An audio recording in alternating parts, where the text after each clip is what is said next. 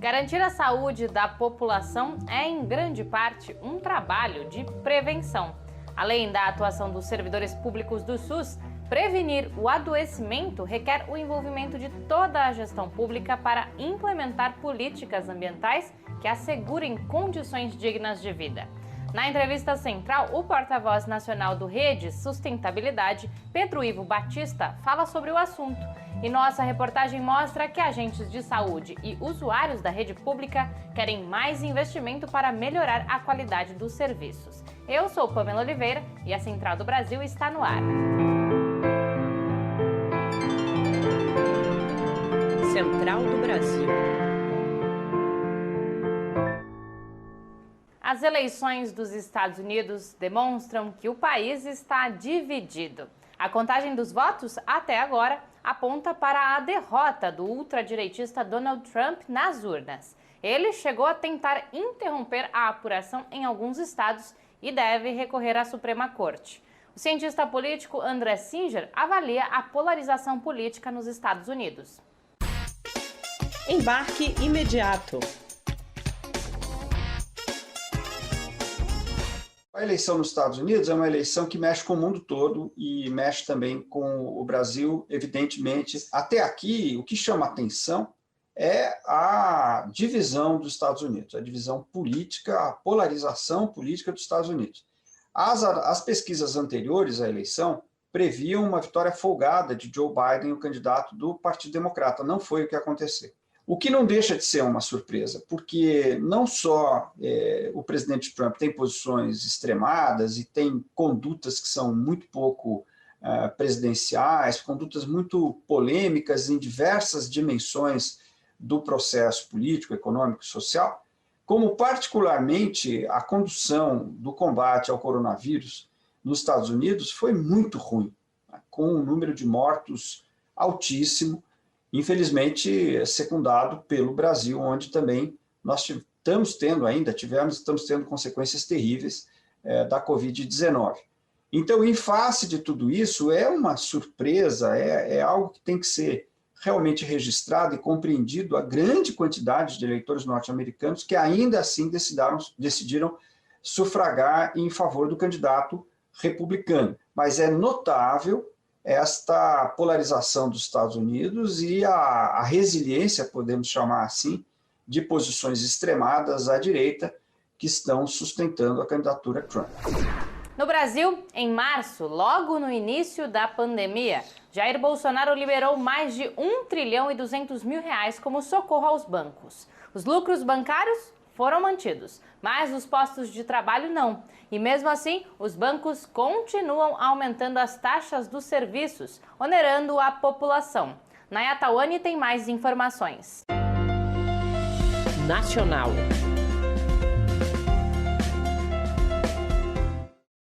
O novo sistema de transferência bancária, o Pix, desenvolvido pelo Banco Central e que pretende reduzir os custos, levantou uma discussão sobre as altas taxas cobradas pelos bancos. De acordo com uma pesquisa do Instituto de Defesa do Consumidor, o IDEC, divulgada neste ano, os brasileiros gastam anualmente cerca de um salário mínimo com tarifas bancárias. Ione Amorim, coordenadora do Programa de Serviços Financeiros do IDEC, comenta o assunto. Os bancos têm promovido reajustes muito acima da inflação, sistematicamente. Os pacotes não são padronizados, então poderia haver uma melhora na qualidade dessas regulações que permite que os bancos não adotem reajustes abusivos e que os pacotes que são criados por eles sejam também objeto de monitoramento do Banco Central. O mesmo estudo do IDEC apontou que as tarifas bancárias chegam a aumentar até 393% por ano. Essas taxas representam lucros bilionários aos grandes bancos. Para o professor de economia André Roncaglia, estes custos influenciam diretamente no aumento da desigualdade no país. Em geral, os mais ricos não pagam tarifas bancárias e quando pagam tem uma série de descontos, quando não isenção.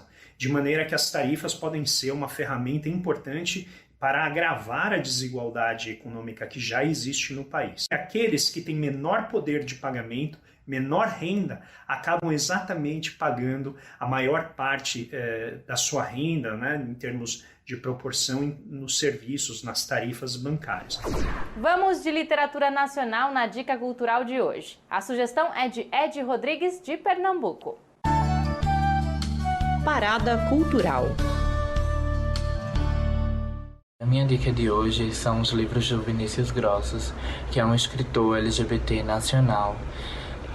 E nessa pandemia é importante também que a gente leia livros leves, né? Porque já está tudo tão difícil e tão complicado.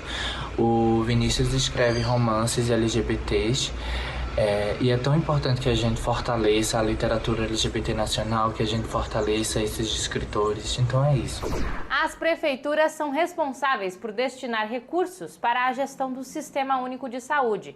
E na pandemia, ficou evidente a importância de assegurar o bom funcionamento desse sistema público e universal em todos os níveis do poder público.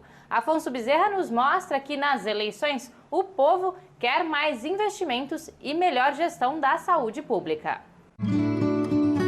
Trilhos do Brasil. O financiamento e a gestão pública do SUS são dois temas cruciais, segundo especialistas e usuários, que deveriam pautar as eleições municipais deste ano.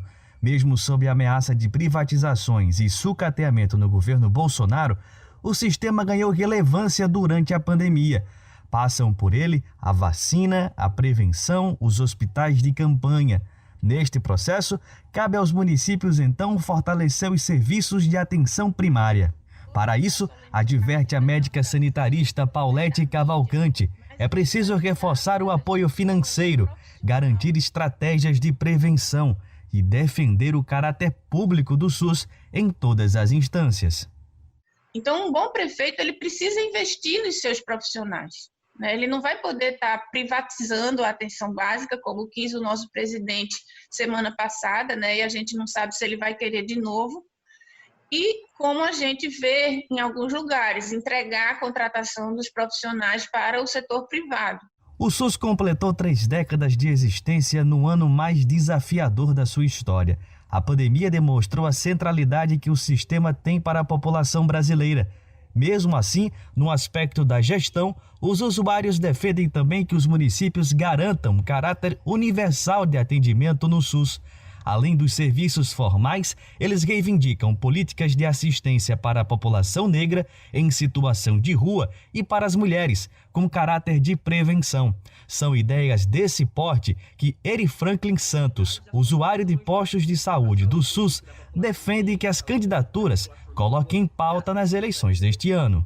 Eu acho que o desafio das eleições municipais são candidatos que nos seus discursos e nas suas propostas garantam essa universalidade do SUS, um atendimento eficiente dentro dos municípios, um atendimento adequado e que, para além disso, e aí a gente vai para a questão central, que é a do recurso, sejam governos que estejam alinhados, com essa percepção de que o SUS ele não precisa ser privatizado.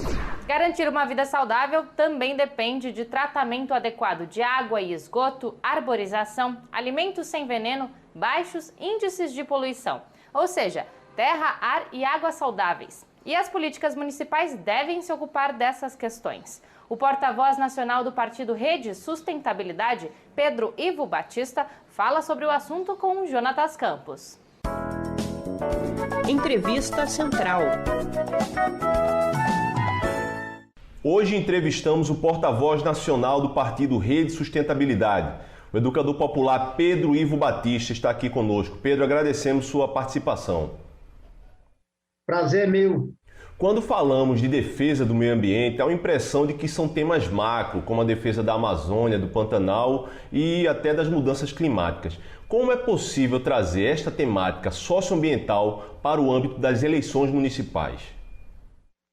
A gente tem uma máxima no movimento socioambientalista mundial que diz que pensar global e agir local. Porque, na verdade, embora tenha esses temas macros e que são muito importantes, porque nós estamos linkados no planeta como um todo, Mas o fato é que a sustentabilidade ela se realiza no local, no município, no território, na comunidade. Então, é muito importante trazer esses temas e eles estão vinculados à nossa vida.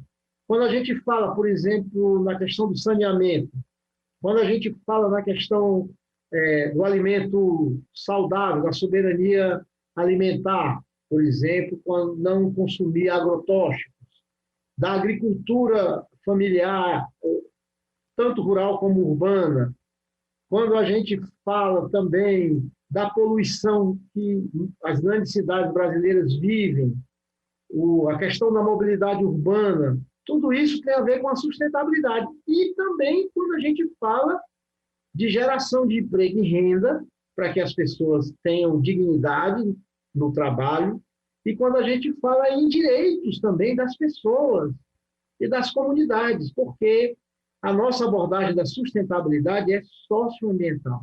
Quais políticas públicas cotidianas podem ser consideradas socioambientais? Se eu, por exemplo, falo em diminuir a pobreza, eu estou falando de um dos objetivos do desenvolvimento sustentável, dos ODS. Então, é erradicar a pobreza. Então, o enfoque aí, se eu vou criar toda uma política de enfrentamento à pobreza, às desigualdades sociais, e, ao mesmo tempo, vou manter os ecossistemas preservados, eu estou falando de socioambientalismo. Hoje, por exemplo, todo mundo discute uma economia que não seja mais carbonizada por causa da questão climática.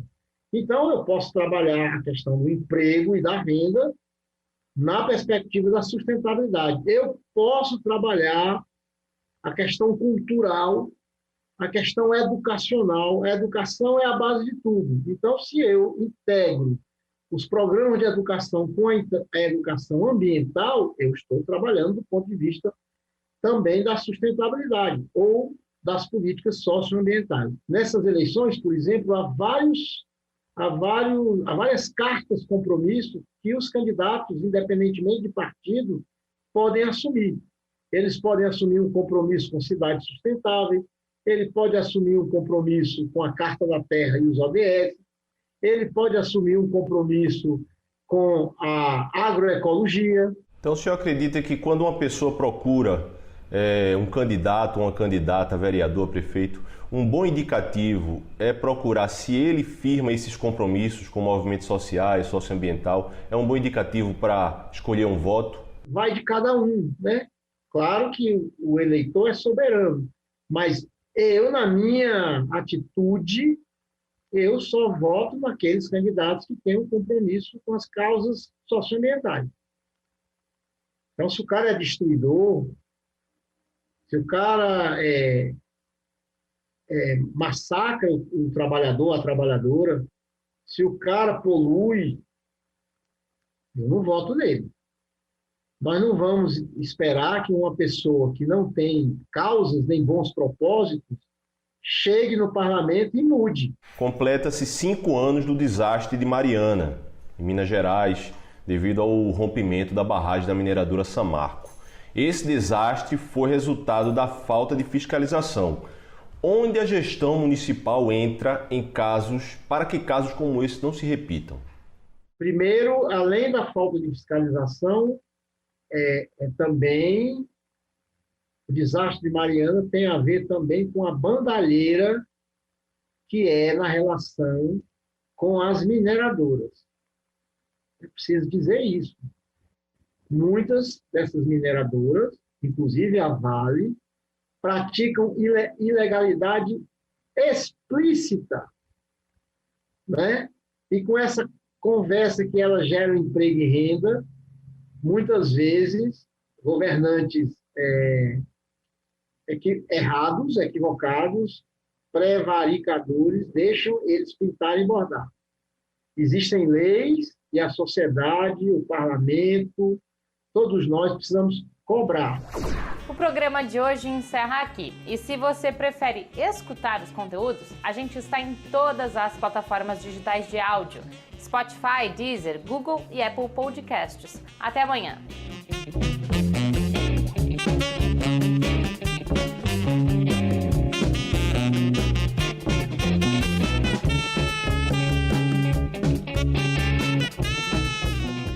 Central do Brasil, a rede de comunicação dos movimentos populares.